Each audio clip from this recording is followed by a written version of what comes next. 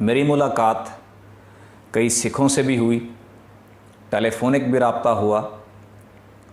उनसे मैंने पूछा, दरियाफ्त किया कि हमारे मज़हब के मुताबिक हम एक आखिरी ज़ात का इंतज़ार कर रहे हैं जिनको हम इमाम मेहदी अलैहिस्सलाम कहते हैं, और इमाम मेहदी अलैहिस्सलाम का ज़िक्र, तज़किरा हर मज़हब में मौजूद है।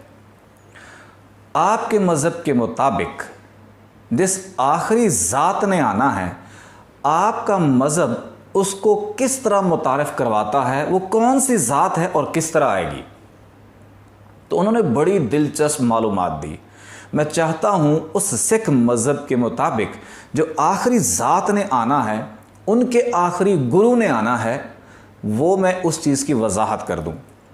नंबर एक, उन्होंने ये भी कहा कि ये आखिरी ज़ात जो आनी है सिख मज़हब के मुताबिक, ये गुरु ग्रंथ में इसका तज़किरा नहीं मिलता। इसका जो तज़किरा मिलता है वो दसम ग्रंथ में मिलता है, जो कि इनके 10वें गुरु हैं। उनकी कुछ चीज़ें हैं जो मेंशन थी, उन्होंने इसका तज़किरा किया। इनके मुताबिक उस आखिरी ज़ात के 3 पार्ट हैं। ज़ात एक है लेकिन 3 पार्ट में दुनिया में वो रहेगी। किस तरह? पहला, वो कहते हैं कि वो कालकी की सूरत में आएगा। कालकी यानी कि जैसे हम इमाम कहते हैं, या उनके गुरु के मुताबिक यानी एक बशरियत में आएगा सामने, उस दौर को वो कहते हैं कल्की। और हिंदू मज़हब में तो कालकी अवतार कहते हैं, लेकिन सिख मज़हब में उसको कालकी कहते हैं, यानी बशरियत में आके लोगों को फैज़ देना शुरू कर देगा, वो जो आखिरी ज़ात है। उसके बाद लोग उसको सताएंगे, लोग उनको तंग करेंगे, तो फिर हरजू हो जाएंगे, यानी कि कुछ अरसे के लिए वो गैबत में चले जाएंगे, यानी कि वो लोगों के सामने नहीं होंगे, लेकिन उनका फैज़ बेनोवलेंस जारी और सारी रहेगा दुनिया के अंदर। उस दौरान जब वो हरजू हो जाएंगे तो फिर दुनिया के हालात ख़राब हो जाएंगे। उसके बाद फिर वो सामने आएंगे, उनका ज़हूर होगा। वो किस सूरत में होगा? तीसरा जो पोर्शन होगा उनका, वो कहते हैं नेह कलंक। नेह कलंक यानी बशरियत नहीं है, नूर है, और उस ज़ात को छू नहीं सकते, सिर्फ दीदार कर सकते हैं। यानी कि उनका मज़हब आखिरी ज़ात को ये डिफ़ाइन कर रहा है। 3 पोर्शन हैं उस आने के। पहले बशरियत में कालके की सूरत में आएगा, दूसरा हरजू हो जाएगा, यानी कि कुछ अरसे के लिए ज़हरी तौर पर दुनिया से रुखसत हो जाएगा।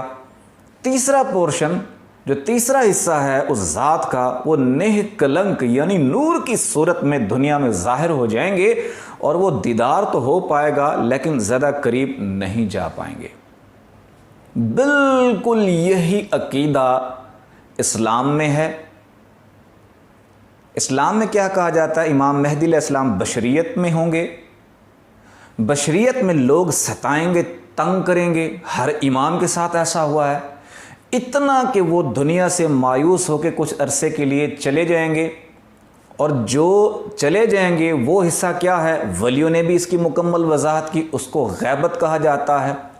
गैबत के बाद जब इमाम मेहदी अलैहिस्सलाम आएंगे तो नूर का गोला होंगे, नूर का सूरज होंगे, जो दौर आखिर की निशानदही की गई कि मगरिब से 2 सूरज, एक सूरज होगा जो मगरिब से तलू होगा, वो सूरज तलू नहीं होगा, वो इमाम मेहदी अलैहिस्सलाम की ज़ात ज़ाहिर हो रही होगी।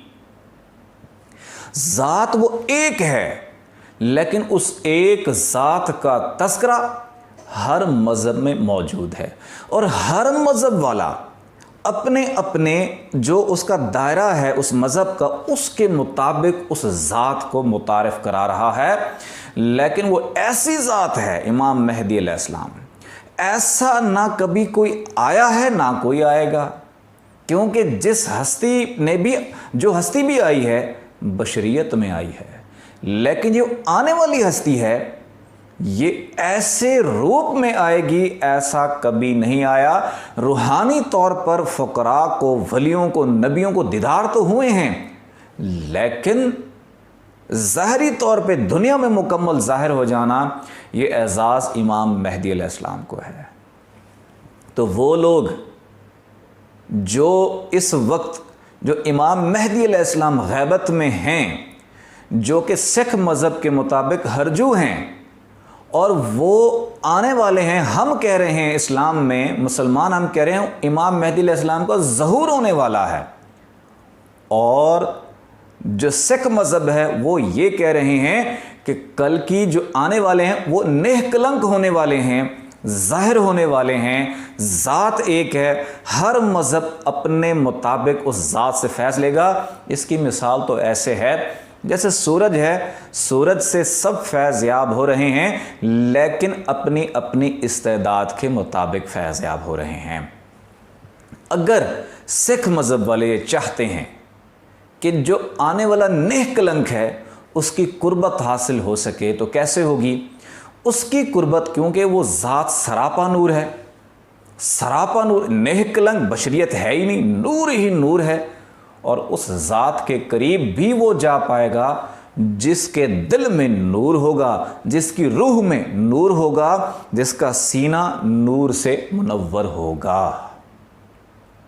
कोई भी नाम रब का लें, उसको दिल की धड़कन के अंदर बसाएं, क्योंकि दिल की धड़कन ये नूर पैदा करती है, बशर्त ये कि इस दिल की धड़कन के अंदर रब के नाम की तकरार की जाए। लेकिन बाकी नाम रब के सिफाती हैं, एक नाम ऐसा है जो ज़ाती है, उसमें बरकतें भी हैं, उसमें नेमतें भी हैं, उसमें इश्क भी पोशीदा है, उसमें कायनात भी तस्खीर कर सकता है वो नाम, और वो निष्कलंक की कुर्बत भी दे सकता है, इमाम मेहदी अलैहिस्सलाम की कुर्बत भी दे सकता है।